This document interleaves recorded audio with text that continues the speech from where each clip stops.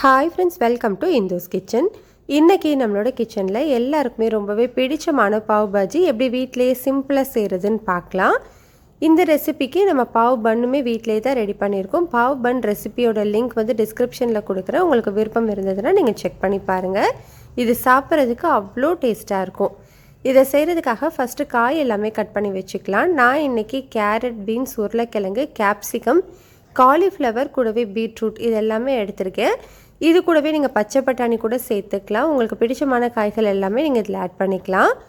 இப்போது இதெல்லாமே கட் பண்ணி ரெடியாக வச்சுக்கலாம். இப்போ ஒரு குக்கரில் 2 டேபிள் ஸ்பூன் அளவு பட்டர் சேர்த்துக்கோங்க. கூடவே 2 டேபிள் ஸ்பூன் எண்ணெயும் சேர்த்துக்கோங்க.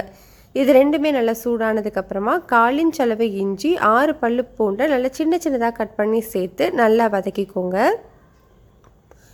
இப்போ இதில் ஒரு பெரிய வெங்காயம் நல்லா பொடியாக கட் பண்ணி சேர்த்துக்கலாம். கூடவே ஒரு பச்சை மிளகாய் சேர்த்து நல்லா வதக்கிக்கோங்க. இதெல்லாமே இந்த அளவு வதங்கினதுக்கப்புறமா இதில் 2 மீடியம் சைஸ் தக்காளியை சின்னதாக கட் பண்ணி சேர்த்துக்கோங்க. இது கூடவே இந்த பாவ் பாஜிக்கு தேவையான அளவு உப்பு, 1 டேபிள் ஸ்பூன் அளவு கல்லுப்பு சேர்த்து இந்த தக்காளி நல்லா மசிஞ்சு வர வரைக்கும் வதக்கிக்கணும். இந்த அளவுக்கு தக்காளி நல்லா வதங்கி வந்ததுக்கப்புறமா இது கூடவே 1/2 டீஸ்பூன் மஞ்சள் தூள், 1 டீஸ்பூன் அளவு தனி மிளகாய் தூள், கூடவே 2 டீஸ்பூன் அளவு பாவ் பாஜி மசாலா சேர்த்துக்கலாம். இது எல்லா சூப்பர் மார்க்கெட்ஸ்லையுமே கிடைக்கும், ஆன்லைன்லேயுமே கிடைக்கும், நீங்கள் அதை வாங்கிக்கலாம். 2 டீஸ்பூன் அளவு பாவ் பாஜி மசாலா சேர்த்து நல்லா வதக்கி விட்டுக்கோங்க. பச்சை மணம் எல்லாமே போனதுக்கப்புறமா நம்ம ஏற்கனவே கட் பண்ணி வச்சுருக்கிற காய்கறிகள் எல்லாத்தையுமே சேர்த்துக்கலாம். காலிஃப்ளவரை மட்டும் சுடு தண்ணியில் ஒரு 5 நிமிஷம் போட்டுட்டு அதுக்கப்புறமா எடுத்துக்கோங்க. இப்போ இந்த மசாலாவோட ஒன்று சேர்த்து ஒரு 3லேருந்து 4 நிமிஷத்துக்கு நல்லா வதக்கி விட்டுக்கணும். இப்போ பாருங்கள், நம்மளுக்கு காய் எல்லாமே நல்லாவே வதங்கி வந்துருச்சு. இப்போ இந்த காய் வந்து மூழ்கிற அளவு மட்டும் தண்ணி சேர்த்துக்கலாம். தண்ணி சேர்த்து ஒரு முறை நல்லா ஈவனாக மிக்ஸ் பண்ணி விட்டுக்கோங்க. இப்போ நம்ம ப்ரெஷர் குக்கரை க்ளோஸ் பண்ணிவிட்டு விசில் வச்சு மீடியம் ஹீட்லேயே 4 விசில் வச்சு எடுத்துக்கோங்க.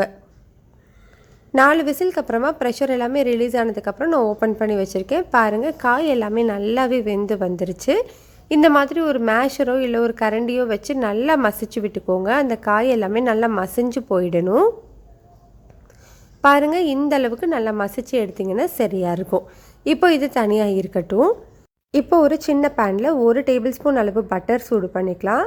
ஸ்டவ்வை வந்து லோ ஹீட்டில் வச்சுட்டு 1/2 டீஸ்பூன் அளவு கசூரி மெத்தியை இந்த மாதிரி நல்லா க்ரஷ் பண்ணி சேர்த்துக்கோங்க. கூடவே 1/2 டீஸ்பூன் அளவு பாவ் பாஜி மசாலா சேர்த்துக்கணும். ஸ்டவ்வை வந்து லோ ஹீட்டில் வச்சு ஒரு தடவை நல்லா மிக்ஸ் பண்ணிவிட்டு நம்ம ரெடி பண்ணியிருக்கிற மசாலாவோடு சேர்த்துக்கலாம். இது எல்லாத்தையுமே ஒன்று சேர்த்து இந்த கிரேவியை ஒரு 5 நிமிஷம் கொதிக்க வச்சுக்கோங்க. நல்லா கொதித்து வந்ததுக்கப்புறமா இதில் லாஸ்ட்டாக கொத்தமல்லி சேர்த்தோன்னா சூப்பரான டேஸ்ட்டில் பாவ் பாஜி மசாலா ரெடி ஆகிடும். இதோட கன்சிஸ்டன்சி உங்களுக்கு இந்த மாதிரி இருந்ததுன்னா சாப்பிட்றதுக்கு ரொம்ப கரெக்டாக இருக்கும். அவ்வளோதான், இதை நம்ம சர்வ் பண்ணிடலாம். இதை சர்வ் பண்ணுறதுக்கு நம்ம பன் வந்து ரெடி பண்ணிக்கலாம். ஒரு தோசைக்கல் நல்லா சூடு பண்ணிக்கோங்க. அதில் பட்டர் நல்லா அப்ளை பண்ணிக்கலாம். இப்போ இது மேலேயே கொஞ்சமாக கொத்தமல்லி மட்டும் ஆட் பண்ணிவிட்டு நம்ம பாவ் பன் வச்சுக்கலாம்.